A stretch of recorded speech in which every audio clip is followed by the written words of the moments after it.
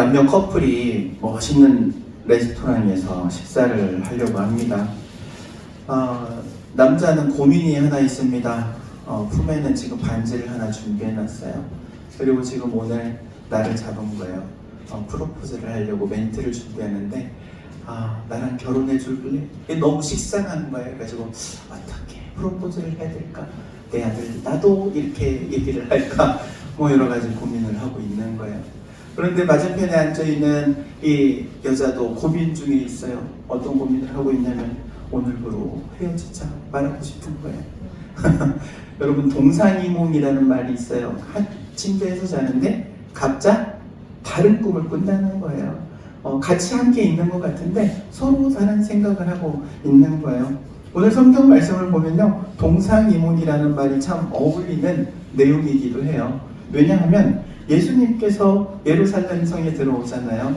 그때 많은 사람들이, 예루살렘 성 안에 있던 사람들이 예수님이 오시는 것을 막 환영했어요. 근데 환영한 이유가 크게 두 가지였어요. 하나는요, 오늘 본문에 보니까는 누가 와서 이렇게 소돔이야? 그러니까는 사람들이 이렇게 대꾸를 합니다. 나사렛에서 나온 선지자, 예수라 한다. 선지자가 왔다는 거예요. 여러분, 예수님이 이 땅에 오셔가지고 수많은 기적들을 일으키셨잖아요. 얼마나 많은 기적들을 일으키셨습니까? 그 사람들의 그것을 보고 소문을 많이 냈잖아요. 특별히 가장 큰 기적 중에 하나는 오병이어의 기적. 물고기 2마리와 떡 5덩어리로 사람들을 먹이잖아요. 그 불쌍한 사람들을 다 먹였단 말이에요. 얼마나 놀라운 일이에요. 그런 기적을 일으키는 사람이 오면은 뭐가 되는 거예요? 우리의 먹고 사는 문제가 해결되는 거예요. 그러니까 환영한 거예요. 또 바로 이 예루살렘 성에 들어오기 전에 또 다른 사건이 있었는데 바로 나사로를 살린 사건이 있었어요. 죽은 사람도 살리는 이가 오면 여러분, 이게 우리의 주치의가 되면 뭐가 해결되는 거예요? 건강의 문제도 해결되고 죽지도 않을 거란 말이에요. 죽어도 다시 살리는데 얼마나 할렐루야예요. 그러니까는 사람들이 선지자가 왔다 그러고 환영하는 거예요. 그리고 또 일부의 사람들은요, 예수님을 통해서 이 이스라엘이라는 나라를 다시 새롭게 강력한 나라로 세워갈 것을 꿈꿨어요. 로마의 식민지로 있는 이 이스라엘을 독립시켜줄, 해방시켜줄 혁명가로 본 거예요. 그래서 예수님을 환영하잖아요.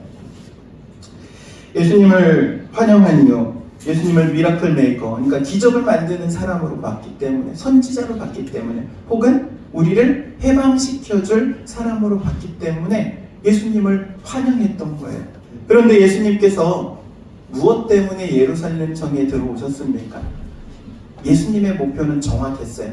예수님의 목적은 아주 명확했어요. 예수님께서 예루살렘 성에 들어오신 이유는 십자가를 지시기 위해서였어요. 십자가를 지시고 온 인류의 죄를 대신 지시고 죽으시기 위해서 오신 거예요. 고난을 당하시고 순환을 받으시고 그 인간이 당할 수 있는 모든 처참함을 받으시기 위해서 오신 것이지 영광의 자리를 가지려고 오신 게 아닌 거예요. 예수님께서는 지금 고난의 자리로 가고 계시는데 사람들은요, 착각하고 환영하는 거예요. 우리의 먹고 사는 문제를 해결해 주실 분으로, 내 건강의 문제를 해결해 주실 분으로, 내 사업의 문제를 해결해 주실 분으로, 우리를 해방시켜 주실 분으로 지금 착각하고 있는 거예요. 오늘 본문에 보면 이 사람들이 이 나무를 흔들잖아요. 나무를 흔들고 나무를 다니는 착 따라요. 그런데 그 나무가 마태복음에는 무슨 나무라고 기록이 안 돼 있는데 당시에는 그 나무를 까는 게 그냥 당연했어요. 나무를 깔았다, 나무를 흔들었다 그러면 오직 한 나무예요. 2개도 아니에요. 그런데 이제 요한복음에 보면 이제 종려나무라 이렇게 정확하게 기록하고 있어요. 왜냐하면 이거는 이스라엘 사람들이 가지고 있는 전통적인 문화이기 때문에 그래요. 어찌되었든 종려나무까지를 흔든다. 이 종려나무를 가지고 흔든다는 것은요, 유대인들에게 있어서는 2가지를 상징을 해요. 하나는 번영. 왜냐하면 종려나무의 열매가 막 이렇게 크게 맺어요. 그런데 알알이가 이렇게 풍성하게 맺어요. 그러니까는 이게 번영을 상징해, 번영. 뿐만 아니라 승리라는 의미를 가지고 있어요. 종려나무의 의미예요. 그 나무가 가지고 있는 의미. 승리와 번영을 상징하는 이것을 지금 흔든다는 거는요, 둘 중에 하나예요. 전쟁에서 승리하고 온 개선 장군을 맞이할 때 사용하든지 아니면 왕이 행차할 때 사용하는 거예요. 그러니까 지금 예수님을 어떻게 지금 맞아들이고 있는 거예요? 왕과 같은 존재로. 이스라엘의 왕으로 오시는 이여 그러거든요. 어찌되었든 이들이 이걸 흔들면서 호산나 호산나라고 외칩니다. 호산나라는 말의 의미, 우리가 호산나 호산나 찬양도 했지만 호산나라는 말에는 이런 의미가 있어요. 주여 우리를 구원하소서, 우리를 구원해 주세요 라는 의미가 있어요. 우리를 구원해 달라는 말은 지금 그냥 어떤 죄로부터의 구원 이런 것을 말하는 것은 아니고, 이들이 우리나라로 따지면은 옛날 3.1운동 할 때 독립 그 만세 운동이 있었잖아요. 3.1절 대한독립 만세 그랬단 말이에요. 우리나라 만세, 이런 의미로 지금 호산나 그렇게 말하는 거예요. 우리를 해방시켜 주실 분으로 보고 있는 거예요, 예수님은. 어찌되었든 예수님께서 지금 이렇게 예루살렘 성에 들어온 그 날, 그리고 그 있었던 일들을 기념하는 주일이 바로 종려주일이라고 해요. 오늘이 종려주일이에요. 사순절의 이제 마지막 주일이라고 합니다. 그리고 이제 내일부터는 고난주간이 시작하는 거예요. 오늘은 고난주일 아닙니다. 고난주일이라는 말은 맞지 않아요. 종려주일. 그리고 월요일부터 금요일까지 고난주간. 그리고 토요일 날은 예수님께서 하루 무덤에 머무신 날. 그리고 그 다음날 주일은 예수님께서 부활하신 날. 이렇게 되는 거예요. 여러분, 주부에 제가 이제 월요일부터 금요일까지 해가지고 예수님의 행적해서 이렇게 정리를 해놓은 게 있는데, 그걸 가지고 한 주 동안 묵상하시고 또 이렇게 예수님의 행적을 한번 기억하시면 좋을 것 같아요. 그래서 한 주 동안 어떤 일들이 있었는지, 그리고 그것을 보면서 예수님께서 오늘을 살아가는 우리의 교회에서 신앙생활을 하고 있는 우리에게 원하시는 것이 무엇인지 한번 돌이켜보는 시간이 되었으면 좋겠어요. 어찌되었든 오늘이 종려주일인데 종려주일의 의미를 좀 함께 나눠보고자 합니다. 오늘 성경을 보면 예수님께서 예루살렘에 들어오시기 직전에 제자들에게 명령하시는 게 있어요. 뭐냐면은 연마을로 가가지고 거기에 어린 나귀를 끌고 와라 그래요. 어린 나귀 새끼를 끌고 와라. 그러니까 제자들이 아니 우리 것도 아닌데, 값을 치를 것도 아닌데, 만약에 가지고 오는데 주인이 뭐라고 하면 뭐라고 어떻게 해요?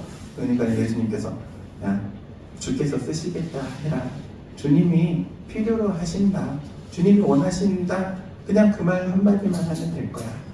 아니나 다를까 가가지고 나귀 새끼를 끌러가지고 데려오려고 하는데, 거기에 사람들이, 물론 그 가운데 주인이 있었을 수도 있어요, 혹은 동네 사람들이 있었을 수도 있어요.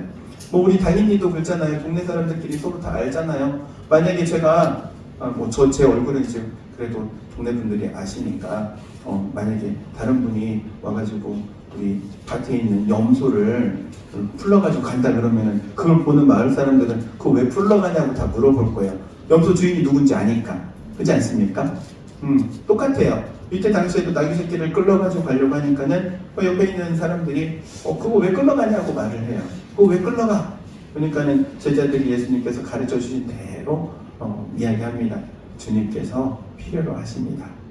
주께서 쓰시겠다고 합니다. 그러니까는 그냥 그대로 내드려요. 여러분, 종려주일은요, 그래서 준비된 그리고 예비된 자를 위한 헌신된 날이라고 말할 수 있는 거예요. 주님께서 쓰시고자 할 때 온전히 그냥 내어드리는 거예요. 종려주일은 그래서 어떻게 보면은 헌신 예배 드리는 날이어야 돼요. 헌신을 다짐하고. 그런데 이 헌신의 다짐이라는 게 오늘 당장 헌신해라 라는 말이 아니라 주께서 쓰시고자 하실 때 내어드릴 수 있는 마음의 자세, 마음가짐을 결단을 해야 된다는 거예요. 종려주일은 그렇게 헌신을 기억해야 하는 날입니다. 얼마나 즐거운 헌신의 날입니까? 주님께서 원하시는 것이 있다고 할 때 드릴 수 있다는 게 얼마나 복된 일이에요. 여러분, 원하는 게 없다 그러면은요, 내가 드리고자 해도 쓸모가 없는 게 되는 거예요. 근데 주님께서 원하시고자 할 때 드리면 그 가치는 무한대에 가까운 거예요. 주님께서 원하실 때, 주님께서 필요로 하실 때, 그때 내어드릴 수 있는 그러한 헌신의 마음이 여러분 가운데 있기를 주의 이름으로 축원드립니다. 그런데 어린 나귀 새끼를 타고 들어오시잖아요. 어린 나귀 새끼를 타고 들어오시는 이유가 있어요. 몇 가지 이유가 있는데, 먼저 첫 번째는요, 하나님의 약속을 이루기 위해서예요. 4절 말씀을 보니까는 이는 선지자를 통하여 하신 말씀을 이루려 하심이라 그래요. 그러니까 선지자를 통해서 이미 예언을 하셨어요. 약속의 말씀을 주셨어요. 이러이러할 것이다. 너희에게 보낼 구원자는 그는 어린 나귀 새끼를 타고 들어갈 거다. 근데 그 약속의 말씀을 그대로 예수님을 통해서 이루시는 거예요. 여러분, 성경을 크게 두 부분으로 나누잖아요. 구약 성경과 신약 성경으로. 구약, 신약. 그런데 이 구자는 옛 구자를 말하잖아요. 약은 약속을 의미해요. 옛날에 맺었던 약속. 옛날에 맺었던 약속 그러니까 좀 이상한데 어쨌든 예전 약속. 신약은 새로운 약속이에요. 이 약속의 두 개의 가장 큰 차이는, 구약은 이 약속을 하세요. 창세기부터 요한계시록까지 면면히 흐르고 있는 하나님의 약속, 바로 구원자를 보내주시겠다. 구원자를 보내주시겠다라는 약속이에요. 그리고 신약은요, 그 약속이 이루어졌다. 할렐루야. 아멘. 그래서 구약과 신약을 통하여서 하나님의 약속의 말씀이 우리 가운데 임하게 되는 거예요. 그리고 이루어지는 거예요. 여러분, 사람들은요, 약속을 해도 미루거나 혹은 번복하기도 하고요. 내가 언제 그런 약속을 했어? 모른 척하기도 해요. 자신의 이해득실을 따져가지고 약속을 저버리는 경우도 허다해요. 그런데 우리 하나님은요, 하신 말씀을 반드시 지키시고 한 번 하신 약속은 완성하세요. 온전히 다 이루시는 거예요. 민수기 23장 19절 말씀에 이렇게 말씀합니다. 하나님은 사람이 아니시니 거짓말을 하지 않으시고 인생이 아니시니 후회가 없으시도다. 어찌 말씀하신 말을 지키지 아니하랴. 그래요. 하나님은요, 하신 약속을 반드시 지키시는 하나님이세요. 그래서 우리가 하나님을 말할 때, 그리고 하나님을 찬양할 때 신실하신 하나님 그랬잖아요. 신실하신 하나님의 의미가 약속을 지키시는, 그리고 약속을 이루시는 하나님이라는 의미예요. 약속을 지키시고 약속을 이루시는 우리 하나님께서 예수님을 통하여 그 약속이 이루어졌다는 것을 보여주시고 계신 거예요. 그리고 두 번째는요, 예수님께서 이 어린 나귀를 타신 의미는 겸손의 왕으로 오셨기 때문에 그래요. 겸손의 왕. 오늘 성경 말씀에도 그러잖아요. 그는 겸손하여서 어린 나귀 새끼를 타고 오신다 그러잖아요. 여러분, 예수님은요, 탈 게 없어서 어린 나귀를 탔겠습니까? 탈 게 얼마나 많아요. 말도 있고요, 전차도 있고요. 그렇지 않습니까? 사람들이 이끌어가는 가마 같은 것도 탈 수 있잖아요. 얼마나 많은 사람들이 예수님을 그렇게 추앙합니까? 그럼에도 불구하고 어린 나귀 새끼를 타고 오시는 이유. 어린 나귀는 누가 타는 거냐면은 애기들이 타는 거예요. 아이들이. 어른들도 타지 않아요. 그런데 예수님은 겸손하기 때문에 그 어린 나귀 새끼를 타고 오시는 거예요. 우리 주님은 겸손의 왕이십니다. 사도 바울은 그래서 예수님의 겸손에 대해서 다음과 같이 말씀하죠. 그는 근본 하나님의 본체시나 하나님과 동등됨을 취할 것으로 여기지 아니하시고 오히려 자기를 비워 종의 형체를 가지사 사람과 같이 되셨고 자기를 낮추시되 십자가에 죽기까지 자기를 낮추셨어요. 할렐루야. 낮아지고 우리 예수님은요, 더 이상 낮아질 수 없는 데까지 낮아지심으로 우리에게 겸손을 보여주시는 거예요. 여러분, 기독교의 최고의 덕목이 무엇인지 아십니까? 겸손이에요. 겸손. 하나님께서는 겸손한 자를 들어쓰세요. 그리고 겸손한 자를 통해서 일하세요. 겸손한 자에게 하나님의 은혜와 복이 임하는 거예요. 왜냐하면 그 겸손이 예수님을 닮아가는 과정이기 때문에 그래요. 우리 예수님은 겸손의 왕으로 오셨어요. 할렐루야. 아멘. 그리고 또한 우리 예수님은요, 평화의 왕이에요. 평화의 왕. 예수님께서 말을 타지 않은 이유, 말을 타실 수도 있는데 말 타지 않는 이유는요, 말은 전쟁을 위해서 준비된 짐승이잖아요. 전쟁을 하기 위해서 전차를 끌거나 혹은 그 마상전투 말 위에 타가지고 전쟁을 치르잖아요. 나귀를 타고 전쟁을 치를 수는 없는 거예요. 나귀가 상징하는 게 바로 이 평화인 거예요. 나귀는 뭐 힘도 없고 모르겠어요. 뭐 나귀가 무릎 뜯으려나? 쉽지는 않을 거예요. 평화의 상징으로 나귀를 타고 들어오세요. 예수님은 평화의 왕으로 오셨어요. 하나님과 우리 사이에 원수된 그 죄의 담을 허무시기 위해서 오신 거예요. 그래서 우리와 하나님을 화목하게 하신 거예요. 화평하게 하신 거예요. 여러분, 화평을 이 단어를 뒤집으면 뭐가 되는 거예요? 평화가 되는 거예요. 하나님과 우리 사이에 평화하게. 그리고 예수님께서 오시면요, 그 자리가 평안이 임하는 거예요. 하늘의 평안이 임하는 거예요. 하늘의 평안을 가지고 오신 분이 우리 주님이세요. 예수 그리스도를 그래서 믿으면요, 마음에 평안이 찾아오는 거예요. 세상 가운데 살아가면서 어찌 굴곡이 없겠습니까? 인생의 파도가 왜 없겠어요? 그럼에도 불구하고 거기에 마음을 뺏기지 않는 것은 주님께서 주시는 평안이 있으니까 흔들리지 않는 거예요. 흔들리지 않는 거예요. 마음의 평안을 지킬 수 있는 거예요. 어떤 상황에서든지 예수님을 마음에 모셨기 때문에, 평화의 왕이시기 때문에 그런 거예요. 사랑하는 성도 여러분, 예수님을 통하여 마음의 하늘 평안을 누리시기를 주의 이름으로 축원드립니다. 예수님께서 어린 나귀를 타고 오신 마지막 이유는요, 만물의 왕이심을 보여주시는 거예요. 만왕의 왕이신 분이 만물의 왕이심을. 여러분, 동물을 길들인다는 것은 쉽지 않아요. 더군다나 이 나귀 새끼를 길들인다는 거. 그런데 그냥 나귀 새끼도 아니고 지금 어미 나귀와 함께 있었어요. 여러분, 어미와 함께 있는 새끼 짐승을 떼는 거 쉽지 않습니다.